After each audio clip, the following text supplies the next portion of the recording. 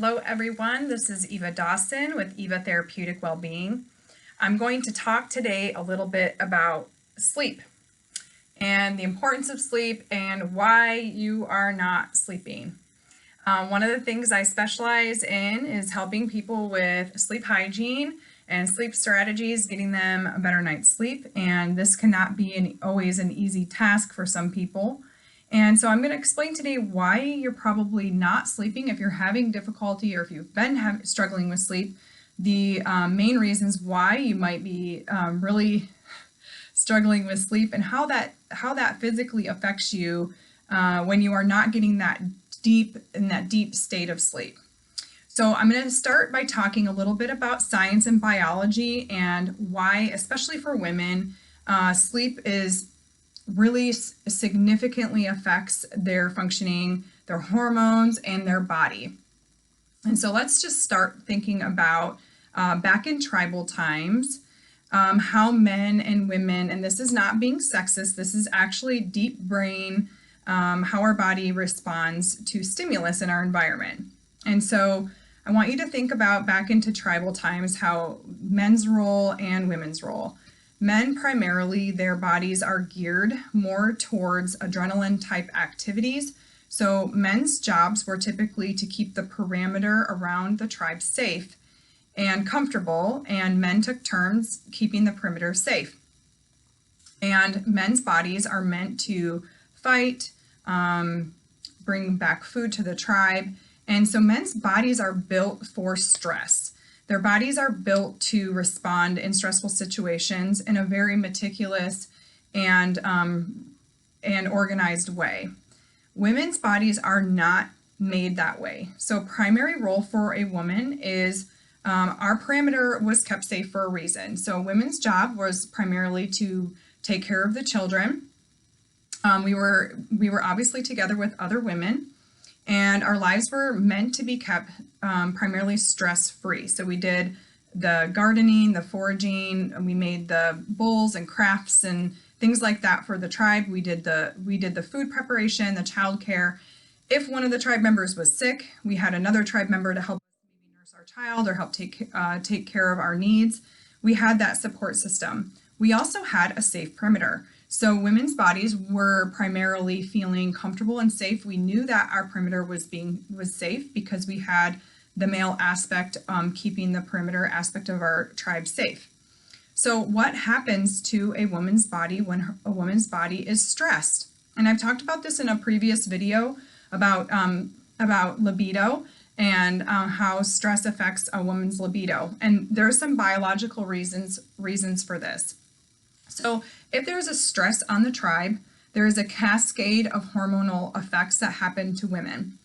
So if the tribe needed to move from point A to point B due to famine, due to infestation, due to some sort of stress, or if there was an unsafe situation happening and we needed to go from point A to point B, there's a significant effect that happens on a woman's body. One is increased adrenaline and increased cortisol. So these are survival hormones that get released inside of our body that help us to be able to respond faster, move faster. Blood is diverted away from our internal organs and diverted out into our lungs, our heart, and our muscles so that we can move faster, go for longer periods of time.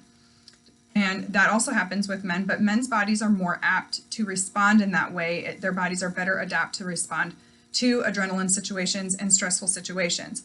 Our bodies kind of go into a withdrawal mode when we are in a survival circumstance. So if you have lots of stress in your day, daily stress in and out, what happens, and if this was in a tribal situation, this is what would happen. So the adrenaline and cortisol are going to be released, and that is going to suppress certain hormones inside of your body for survival mechanism. So it's actually a innate birth control. It's a survival of the fittest birth control. So when there's too much adrenaline and too much cortisol running through the body, the hormone progesterone will be suppressed. And when we all know how important progesterone is to our body. So progesterone helps with sleep. Progesterone helps with having normal periods. It helps with libido. It helps with breast health. It helps with bone health, muscle health. So what happens is that progesterone is depressed and the estrogen levels start to increase. And that is to put a woman basically into a suspended state of pregnancy. It's a birth control. So how many women do you know that have been under tons of stress and they're trying to get pregnant and they can't? And they do all this fertility treatment, they do all this crazy stuff, and then all of a sudden they decide, well, I guess I'm not meant to have my own baby, so I'm going to adopt. And so they decide to adopt, and then what happens? Most of the time, women get pregnant right away. And that's because what happens is the body starts to free up progesterone. Once the stress is off, the progesterone levels will start rising naturally, allowing the woman's body to become more in sync. The periods become more normal. There becomes more ovulation. And so that is one aspect to maybe why you aren't sleeping. So my first tip would be low progesterone, high adrenaline. So if your parameter is not safe, if you don't feel safe at night, and this is deep brain, this is biological, this is not sexist. If you're a single mom, if you are alone a lot, if you have kind of that chronic stress day in, day out, you get up, you take care of the kids, you get them ready for school, you go to work, you come home, you got to cook dinner, you don't have maybe a very supportive partner, things like that, and your body is constantly in a state of push, push, push, push, push. Your body probably has too much adrenaline and too much cortisol, which will significantly deplete your adrenal glands. So this is what happens to a woman's body, especially a woman's body, if she's in a constant state of adrenal response or a fight or flight response. So what will happen typically as your body will start to become significantly depleted, and your body will you'll feel super tired, usually between 2 and 4 in the afternoon. So if you're having that slump during between 2 and 4, your adrenals are probably in trouble. And so what happens is women typically, we get tired if you're in this state, you'll get tired in the evening. And what you'll do is you'll push past tired. So if you are pushing past tired, this is what is the message that you're sending to your body. So in a tribal setting, if someone were to push past tired, the deep brain would go, there must be a threat in the environment. She is not listening to her body. Her body needs to sleep and she's not sleeping. So what your body will do is it's a perceived threat. And so your body will then release more adrenaline to keep you awake. So how many of you women are exhausted in the evening and you cannot wait to go to sleep, but you have to stay awake and you have to kind of get everything done. And so you push past tired and then you go to lay down at night. You're completely exhausted, but you are like wired but tired. Your eyes don't seem like they want to shut. You kind of are in a twilight state of sleep. You kind of go in and out of sleep. A lot of difficulties with your mind is racing, or you're thinking about a million different things, or maybe you sleep for a little bit and then you get woke back up. That's because you have too much adrenaline in your body, and your body is trying to keep you awake because it perceived a threat. And so we'll never let you go into that deep state of sleep because your body thinks there is a perceived threat in the environment. So we have multiple factors. We have the low progesterone, we have the adrenal issue, we have the feeling unsafe or in the unsafe perimeter. Another cause of problems with sleep would be a lack of minerals, and this also has to relate with stress. So everything kind of relates back to stress. So lack of magnesium is one of the definite leading causes of having difficulties with sleeping. So when you have high levels of stress, a lot of people think they'll get a lot of what they think is stomach acid. And so if you've been under a lot of stress and you feel like you always have heartburn, or when you eat, your stomach, it feels like almost like there's a brick inside your stomach, like the food just doesn't digest, you get gas, you get bloating. That is a sign that your body is not making enough stomach acid. So it's actually enough stomach acid that keeps you from having reflux. It gives a message to the cardiac sphincter to keep your stomach closed. But if you don't have enough stomach acid, that valve does not get that message, and it kind of has a tendency to kind of open. And so a lot of people will take antacids because they think that they have too much stomach acid. And this actually causes a suppression of the pumps in your stomach that pump out the acid, and it suppresses those even more. And so then you have a difficulty with breaking down the food that you're eating and absorbing minerals and nutrients. And so really good way to get more bioavailable magnesium into your body is you can do a magnesium supplement, but also Epsom salt baths are a great way to get bioavailable magnesium into your body. So I will talk about just a couple strategies that will help you sleep at night. So let me look at my notes really quick and make sure that I went through all the reasons. So overactive adrenals or adrenal fatigue would be number one reason why you're not sleeping. Low in minerals. Oh, I forgot one. Liver congestion. So another reason why people don't sleep at night, if you are waking up between 1 and 3 in the morning, then that is a telltale sign that you have liver congestion, which is also related back to stress. So pretty much stress is every reason why you're not sleeping. So if you have a tendency to wake up between 1 and 3, those are telltale signs that your liver is congested. It's doing too much work. And so the signs and symptoms of that would be number 1, waking up between 1 and 3. That's when the liver is working its hardest. All your organs take turns at different times of the day, working different, they do different things at different times. And between 1 and 3 is liver time.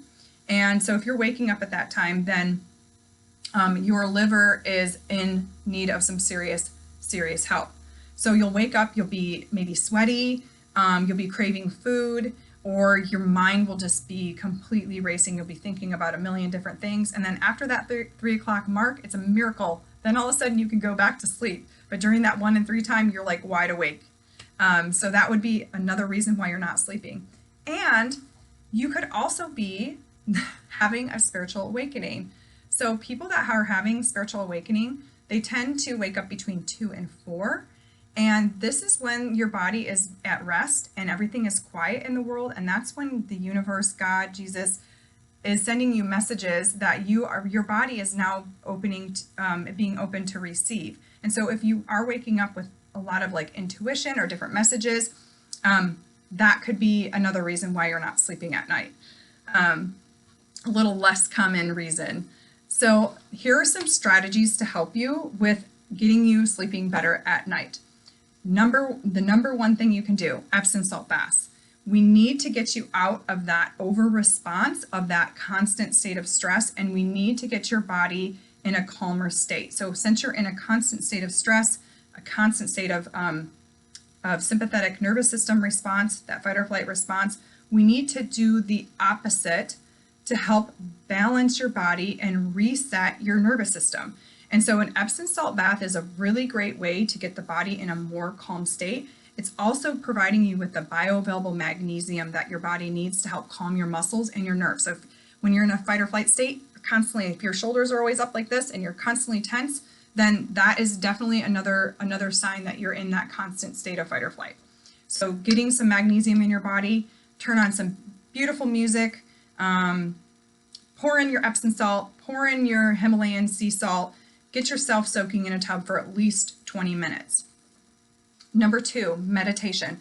And I did just do a video on survival guide for empaths. A lot of these are the same strategies.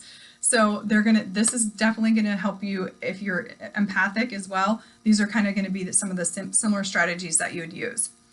Meditation. So getting your mind out of that, I gotta do this, I got this to do, this list that you constantly have going in your mind. Getting yourself out of that state and getting yourself into a more calm and peaceful state. So a really good strategy that you can use is just looking through some videos on YouTube, some guided meditation, some progressive muscle relaxation to kind of calm your body and get your body in a more relaxed state prior to sleep. You can do some deep breathing. I just did a video on parasympathetic breathing. That would be another great strategy that you could do before bed to stimulate your parasympathetic nervous system, which gets your body into more the rest and digest state of being. Another good strategy. So people have a tendency to want to use melatonin when they are having difficulty sleeping. Now, melatonin, I'm not saying anything bad about melatonin, but it's meant for short periods of time. It's not meant to be used as a constant, every single day use. What happens to someone's brain when they continue to use melatonin on a consistent basis is your brain almost becomes dependent on it, and it reduces your brain's need to make its own melatonin. So if you are taking melatonin, I would suggest that you slowly try some of these other strategies and slowly try to wean yourself off of using melatonin, because your brain is never really learning how to do it on its own. So you can try some other things in place of melatonin. One excellent choice would be cedarwood oil. So cedarwood oil is high 98% sesquiterpine, which is a constituent of that oil, the chemical compound, and it really helps to oxygenate your brain, and it has been shown to support melatonin production. So I will put a link below for some more information on cedarwood oil in particular. So trying to wean off of the melatonin and adding some more natural remedies like diffusing lavender, diffusing cedarwood in your bedroom before sleep would be another really great strategy. Another strategy is getting rid of the light. So artificial light, your cell phone, the TV, those things send messages to your brain that it's still light out. And so we want to get your circadian rhythms kind of back into sync. And when you're constantly being bombarded with your cell phone, your TV, that's also stimulating your nervous system and keeping you awake. So I suggest that you reduce your light intake. You start if you're really having trouble sleeping, really reducing that towards the evening time, so your brain can start thinking that it's nighttime, I need to start relaxing, that melatonin production can start. But if you're constantly on your cell phone, you're getting that light in your eyes, and your brain is not going to ever start making the melatonin that it needs to help you with sleep. My number one strategy for sleep is, this is going to be hard for people to understand, but the number one thing to do to not have trouble with sleeping is do not push past tired. So if you are a woman and you're doing this to get a second wind at night to stay awake, what you're actually doing is you're overstimulating your adrenal glands, and you're stealing energy from the next day and the next day and the next day. And so to reset this is really difficult, but it can be done. And once you do it, you will be feeling a million times better. So what I want you to do is I want you to try to listen to the messages of your body. So think about it this way. If you're staying up till 11 and you've pushed past tired, and you go to sleep and you're constantly in and out of sleep, up and down, up and down, up and down, you're never getting a deep state of sleep to shut down your adrenals and shut down your cortisol. So you're going to gain weight. You're never going to get a good night's sleep. You're going to have constant brain fatigue. This is going to increase inflammation in your body, and your hormones are going to be completely out of whack. You're never going to be able to lift that progesterone level that you need. And so this is the number one strategy to do. So what I suggest to do is, if you're tired at 7 o'clock, I would rather have you sleeping and going to bed at 7 and sleeping all the way, say, till 3 in the morning with a deep state of sleep, never waking up, than going to bed at 11 and waking up every hour, every 2 hours, every hour and a half or so. So what I suggest is really committing to this and talking to your family and resetting how your body works, and don't push past tired. So don't fall asleep on the couch and then wake up and then go to bed, because that your body then bursts that adrenaline again, and you walk to bed and then you were exhausted and you go lay down in bed and then you're wide awake. So what you need to do is a sleep routine. Take your bath, do some breathing, do some yin yoga, go to bed when your body feels tired. Do your deep breathing exercises. Now what that will do is, maybe for the first couple nights you'll be going to bed at 7:30, but you're sleeping till 3, which nobody wants to get up at 3 o'clock in the morning. But what you can do is then, when you're getting that deep night's sleep, then the next night you can kind of push it back a little bit more, like 15 minutes, 30 minutes, getting you to a more regulated sleep. So what I really would like you to do is not push past tired. I want you to try it and see how much it helps. So I've worked with so many people, and this is the number one strategy that I work on with everybody, is sleep. Getting people to sleep better helps with hormones, it helps with brain function, it helps with pain, it helps with inflammation. Another thing that you can try before bed is a tablespoon of honey. A tablespoon of honey really gives if you have the liver congestion, it gives your liver some fuel that it needs, and your adrenals some fuel that it needs during the nighttime hours to help keep you into a deeper state of sleep. So let's go through this one more time. Epsom salt baths, parasympathetic breathing, meditation, honey, and don't push past tired, and reducing that artificial light in the evening time. So if you have any specific questions for me, or if you are having trouble sleeping and you want me to help you with these things, this is something that I specialize in. I've helped so many people with their sleep, and I would really like any feedback from people. If they try this, do not push past tired. I want to see the response that you get. I can help guide you. I will put some information below on some essential oils that you can incorporate into your daily routine. And it's really important that you use I love Young Living oils. They're high quality essential oils. They're 100% therapeutic grade. And so it's really important that you choose a really high grade essential oil. And that product I trust so much. So I'll put a link below and a description below on those essential oils and what they're able to do for your body. And if you have any questions or you would like to schedule an appointment with me, I'll also have a link below with my information. Thank you so much for joining me today, and hopefully everyone gets sleeping better.